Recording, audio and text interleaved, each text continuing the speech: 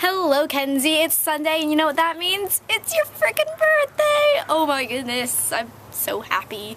I don't know if you're getting your license soon, but it's the year of when you get lots of freedom and 16ness, and it's exciting.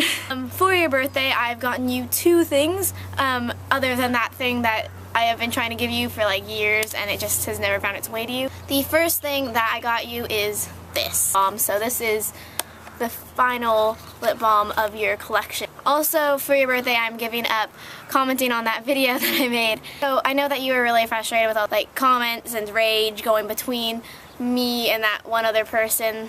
I don't know what their thing is called. So I'm gonna give up that, even though I really just want to tell him just never mind. Anyways, Caitlin asked me in the last video to talk about my favorite books, and so that is what I'm going to do. So one of my favorite books is definitely The Fault in Our Stars, and we've talked about this before, and I just like the idea of having a tragedy while still resolving itself, and it's still good in some way, but it's never going to be the way you want it to, kind of because it relates more to life and it's more realistic, because I don't always just like the happy fairy tales, and they're not very complex, they're all the same. Wow, The Fault in Our Stars or Looking for Alaska seem to be more complex, and they don't end the way you want them to, and I love that. I just love that feeling where you're kind of like frustrated, or like how Augustus Waters says in Fault in Our Stars, he says, "Hazel, don't tell me that it's over yet. Please tell me I haven't reached the end." And he has, and I just love that feeling when you read books. So I don't know, I like Looking for Alaska and The Fault in Our Stars for those reasons. And I just think that John Green is a fantastic writer. I also really enjoy the Sarah Zarr book, Sweethearts, and she's a fantastic writer as well. There's a girl named Jennifer, and there's a boy named Cameron Quick. Jennifer and Cameron, they are best friends, and they're like in kindergarten, I believe, and they go through all these hard things, and Cameron's family is very abusive, and they try to go over to his house one day, and his dad kind of attacks them and makes fun of him and says all these horrible things, and they run away. And he makes Jennifer kind of like say, like, you can't tell anyone about this, like this is my family and I need to protect them.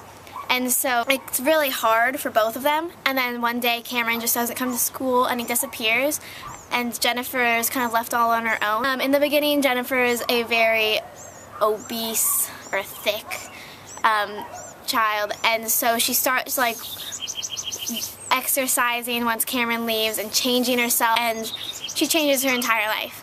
And then he comes back when she's in high school, and she's a super popular, slim, fit girl, and they've both changed.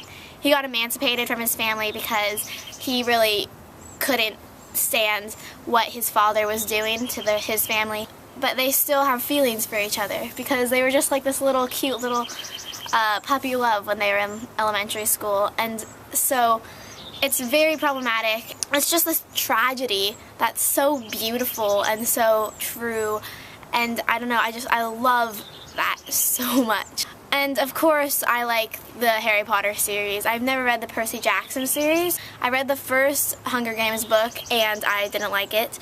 I didn't like the concept, and then my friends always said that they just hated the final book, which is Mockingjay, and I don't see the point of reading an entire series just to be disappointed by the final book.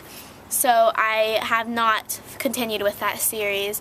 I read the first one and I really didn't like it. I'm a very big fan of Shakespeare. I'm reading Othello right now and it's fantastic. I also like Much Ado About Nothing, Midsummer's Night Dream, Romeo and Juliet, but my all-time favorite is definitely The Tempest. Those are my favorite books. I promise not to comment anymore on those videos or anything to that evil guy who doesn't understand that there are other beliefs other than his own. I accept that there's beliefs other than atheism, but he doesn't seem to believe that there's anything other than Christianity. So, you know what? No. Okay, I can't get into this. I can't get into this because I promised you. So Kenzie, I will see you on Wednesday, and you can do that challenge that I gave you last time since you were making the video. So film at school, we'll talk about anything. So have a great week, have a great birthday, and enjoy the beautiful sunshine. Alright, Kenzie.